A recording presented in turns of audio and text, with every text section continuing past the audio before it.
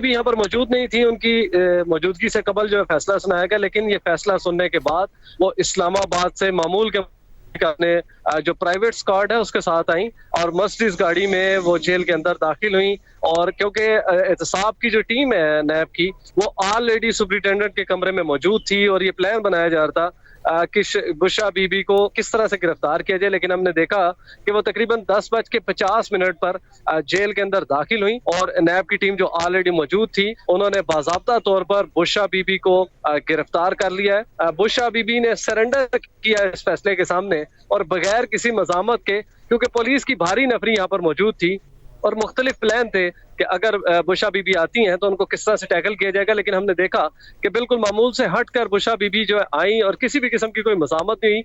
उनकी गाड़ी को सेफ एंट्री दी गई, वो अंदर दाखिल हुई और उसके बाद क्योंकि नैब की टीम ऑलरेडी मौजूद थी, बुशा बीबी को एक्यूज है बानी पीटीआई की, तो लिहाजा इनको फौरी तौर पर जो है वो नैब की टीम ने अरेस्ट कर लिया। आज से न सिर्फ बानी पीटीआई बल्कि बुशा बीबी की जो 14 साल की कैद है, आज उसका पहला दिन अडयाला जेल में होगा। जी ठीक है, इमरान असगर बताइएगा प्रोटोकॉल क्या होता है, गिरफ्तारी के बाद कैदी को किस तरह से लेके जाया जाता है, क्या तरीक़ेकार अपनाया जाएगा?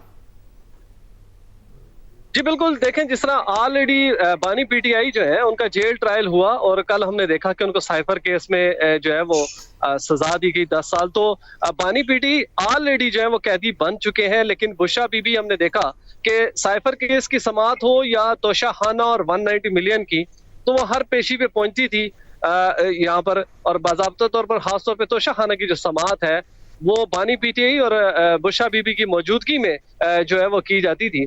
तो आज जो है वो मौजूद नहीं थी, लेकिन फैसला आ गया। तो अब उसके बाद प्रोसेस ये होगा कि बानी पीटीआई को ऑलरेडी सेल अलॉट है, बी क्लास की सहूलियात उनके पास मौजूद है क्योंकि वो साबिक वजीर आजम है, जबकि साबिक खातून अव्वल है। तो लिहाजा जो बुशा बीबी है इनको अलग से सेल दिया जाएगा क्योंकि इस अडयाला जेल में 2 पोर्शन है, एक फीमेल पोर्शन है और एक मेल पोर्शन है। फीमेल पोर्शन की अपनी सुपरिटेंडेंट और अपने डिप्टी सुपरिटेंडेंट होती हैं, वो तमाम खवातीन अमला है, वहां पर मेल की एंट्री नहीं होती। और इसी तरह जो मेल वाली है वहां पर फीमेल की एंट्री नहीं होती। लिहाजा जेल हुकाम का ये कहना है कि बुशा बीबी को अलग से फीमेल जो प्रिजन है अडयाला जेल के अंदर वहां पर रखा जाएगा और बिल्कुल उनको अलहदा रखा जाएगा। अलबत्ता जो अगर केसेस में फर्दर क्योंकि अब ये अपीलों में जाएंगे और फिर इनको अदालतें अगर तलब करती हैं तो डेफिनेटली फिर बानी पीटीआई और बुशा बीबी आपस में मुलाकात कर सकेंगे। अलबत्ता इनके पास मुलाकात का हक मौजूद होगा और हफ्ते में तकरीबन 1 दिन के लिए, क्योंकि मंगल का दिन मुख्तस किया गया है, जितने हाई प्रोफाइल हैं, चाहे शाह महमूद कुरैशी हो, चौधरी परवेज इलाही हो, फवाद चौधरी हो, शेख रशीद हो या अब बुशा बीबी, तो ये तमाम लोग मंगल के दिन अपने जो वर्सा हैं या दीगर लोग हैं, फैमिली फ्रेंड्स हैं, उनके साथ मुलाकात करते हैं। तो डेफिनेटली इनको भी वही दिन अलॉट किया जाएगा, तो जेल के अंदर बानी पीटीआई और बुशा बीबी आपस में मुलाकात कर सकेंगे। लेकिन इन दोनों के जो बानी पीटीआई हैं वो ऑलरेडी बी क्लास में मौजूद हैं, जहां पर इनको एक्सरसाइज के साथ दीगर सहूलियात भी मौजूद है, जबकि इनके खाने पीने का सिस्टम भी बिल्कुल अलग से है। और इसी तरह बुशा बीबी जो कि अब बाज़ाब्ता तौर पर कैदी बन चुकी हैं, उनको गिरफ्तार कर लिया गया है। अब उनके वकला जो है वो अदालतों में जाएंगे इस फैसले के खिलाफ ताकि रिलीफ लिया जाए।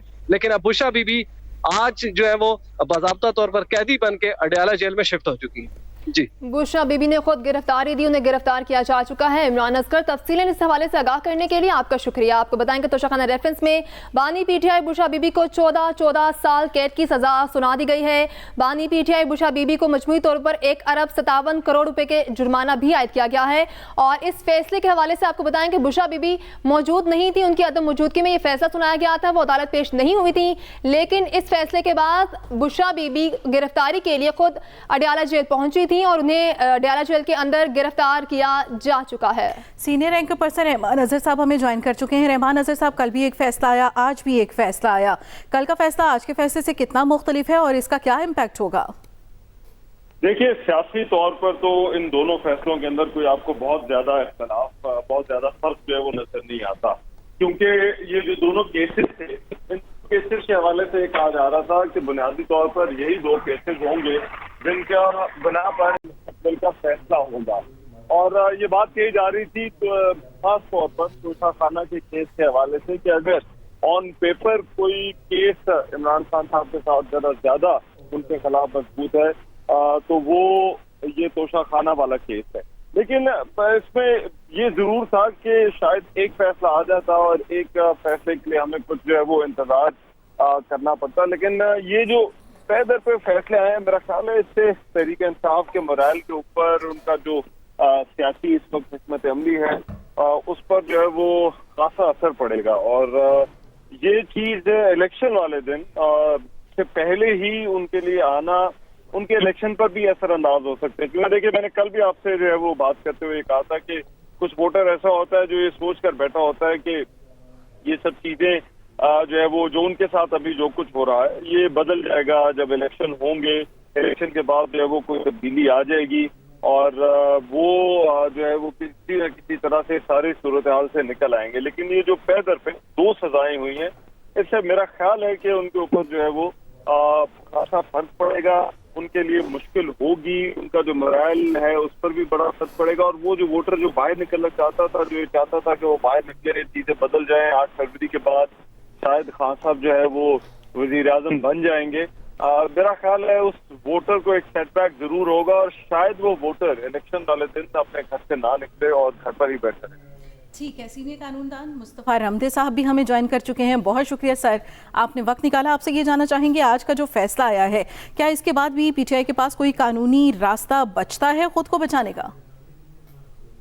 ये फैसला, ये बात गलतुल आम है शायद कि ये फैसला पीटीआई के खिलाफ आया है। ये फैसला तो इमरान खान साहब और उनकी एहलिया के खिलाफ है और जो कानूनी चाराजोई करनी है वो उन दोनों ने बतौर मुल्ज़मान करनी है। इसका पीटीआई से या उनकी सियासी पार्टी से कोई ताल्लुक नहीं है। ठीक, तो इनके पास अपील का कोई हक है तो मौजूद है। अपील दायर करेंगे तो क्या कानूनी तरीका अपनाया जा सकता है? कोई ऐसा कानूनी पहलू निकलता है जो इन दोनों को भी रिलीफ दिला सके? अपील दायर करना इनका हक है जी। इनके पास तो इनफैक्ट 2 एपलेट फोरम्स मौजूद हैं, हाई कोर्ट और उसके बाद सुप्रीम कोर्ट।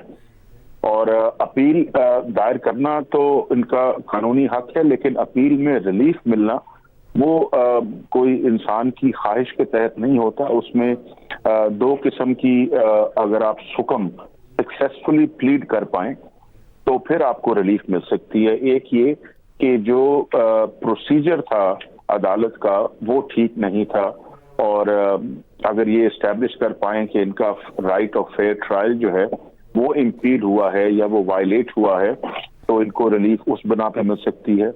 या जो सब्सटेंटिव पार्ट है फैसले का कि जी ये गवाह या ये सबूत या ये काफी नहीं थे जिसके तहत सजा दी जाती, तो फिर उस बिना पे रिलीफ मिल सकती है। लेकिन ये मुश्किल काम होता है, ये इतना आसान नहीं है। तो ये डिपेंड करता है कि उनकी जो कानूनी टीम होगी वो इस चीज को कामयाबी से प्लीड कर पाते हैं एपलेट स्टेज पे या नहीं। अपील का एक वक्त होता है जो उन्होंने 30 दिन के अंदर दायर कर